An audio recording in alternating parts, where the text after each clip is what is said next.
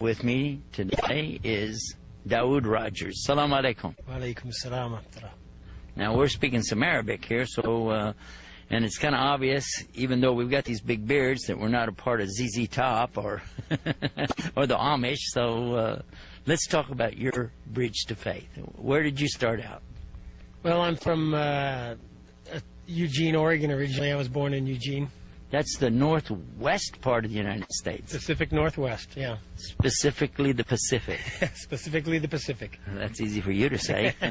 All right, no. Let's ask the question. Now, did you start out as a Muslim? Is that how you started out? Or?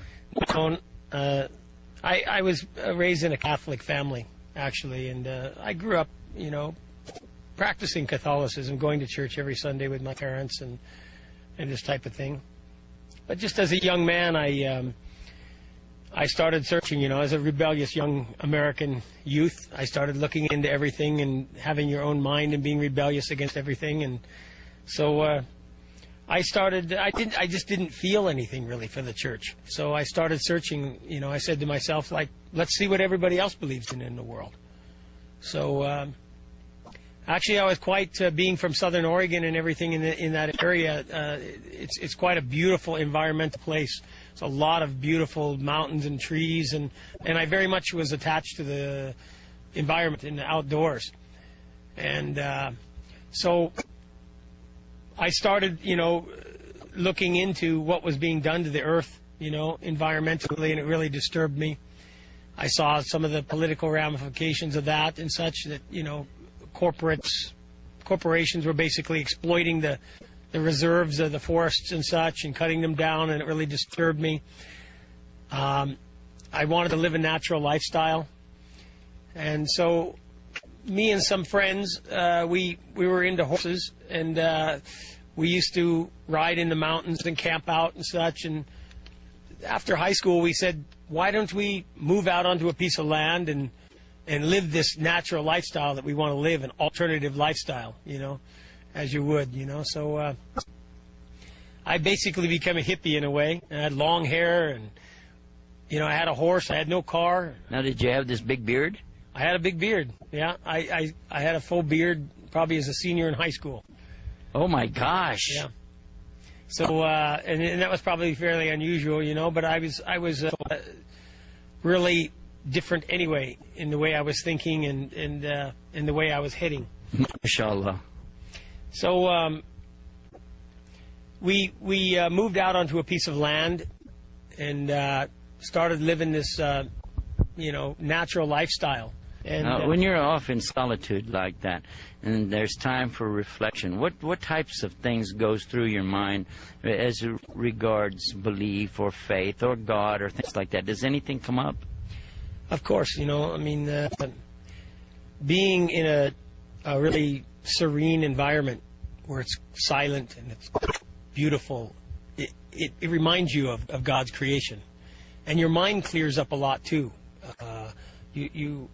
You kind of start thinking clearly. It's hard to explain, but if you spend a lot of time out in a quiet, solitude kind of a place, you start, hearing more of your own inner voice almost. You start thinking clearly, and you start remembering God. And I always believed in God. I mean, it wasn't that I, absolutely ever stopped believing God. I always knew there was a God, raised as a Catholic. I just didn't quite understand, the way that they understood it. I just didn't, I needed to find my own path and what I believed in. And so I started reading, and I started searching. Like I said, what does everybody else in the world believe, So you looked at different religions. I looked at different religions. What are some of the religions you looked at?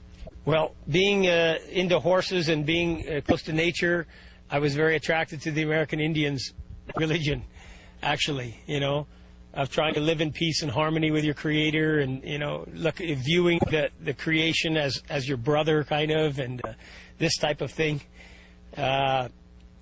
And I spent some time with some Indian medicine men. We used to go into the sweat lodge and stuff like this, and I really was, looking into what they believed in and what were they practicing, and I would pick up anybody's book almost and read it, Some friends were traveling through the airport in these Hare Krishnas, giving out books at the airport. So we would, hey, all right, cool, we would take anybody's book and read it. I would take some of these books home, like these things, and look through them and read them and see, what does this person believe in? What do they believe in? What are they saying? What's right and what's wrong? What's yes and what's no? And sometimes you would end up completely baffled. You read the book and you think, what did I learn from that? I don't understand at all what they were talking about. It wasn't clear at all, some of these teachings. So Buddhism, Hinduism, American Indians' religions. I was raised a Catholic, so the Bible and Judaism, anybody's religion almost I would look into. I'd listen to gurus and all kinds of stuff. Anybody who thought they were on a spiritual kind of path or something, I was open to listening to. So it turns out that there was one man amongst us who gave us a Quran, an simple English translation of a Quran, and he basically just said, "You're looking at all these books, you're reading these different books of religion. Here, read this one," with no real introduction, or no real explanation, or no real proselytizing or anything. Just, here's another book. This one's from the Muslims. It's called the Quran. It's, read this one, And so I started, reading that book. And we used to sit around the campfire like this when we were living out in the mountains. I was living in a tent. And we used to discuss the theologies and the ideas and the concepts that we were reading about or thinking about or contemplating, And we used to sit around and discuss it, and share the books, hey, let me read that book when you're done. I got one for you, and, let's check it out. So I read the Quran, and unlike any of the other books I had read, it just was very straightforward and very clear and really touched my heart. When you read in the Quran, there's one creator, one God, and he needs to be worshipped alone, directly, exclusively, and that he sent all of these prophets, and that those prophets were brothers. I just sat there and nodded my head and went, yeah, okay. Kind of as a skeptical American almost, you read these books with, let's find out what's wrong with this book, rather than what's right. Almost like, let's see if I can find what's wrong with this book that I don't agree with. So I started reading and I was like, I agree with that. I agree with that. That makes sense. I didn't find things that I disagreed with. I found, of course, some things I didn't understand. It was just a very simplistic kind of a translation, too, of the Quran. Very, very simple and very straightforward. It was actually meant for, like, students who had to take an Islamic course in school, and it was just But it really made sense to me, and I really believed in it. It already, as I said, I already believed that there was one God and one Creator. So when I read that, I said, I believe in that, And, it says that you should pray, like, for instance, in the Quran, it tells us we should pray in 3 parts of the day, in the beginning, in the middle, and the end. Without the understanding or the explanation of the Prophet Muhammad, peace be upon him, he taught us that it's 5 prayer a day. But if you just read the Quran, it actually mentions 3 parts of the time. And so I thought, that's a good idea. Yeah, you should pray, And I didn't know anything, of course, of the Sunnah at first. And it all took years and took time and took exposure. Actually, I didn't know Muslims, never been to a mosque, never been to an Islamic country, and I was completely wide open, too. It was a blessing in a way because there was no prejudice in my mind. Islam and Muslims, I was just blink, what's that? I had no idea at all, about it. This was long ago. It was about 1982 when I became a Muslim.